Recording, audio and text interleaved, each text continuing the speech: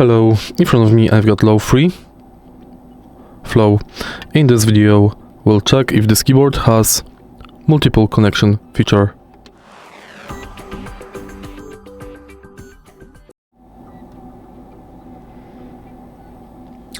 According to device specification, this keyboard can be simultaneously connected with 3 Bluetooth devices.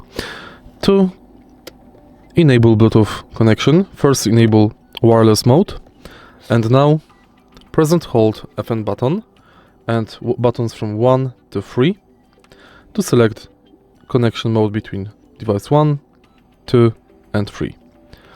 If you press and hold those buttons, you will enter pairing mode for each mode.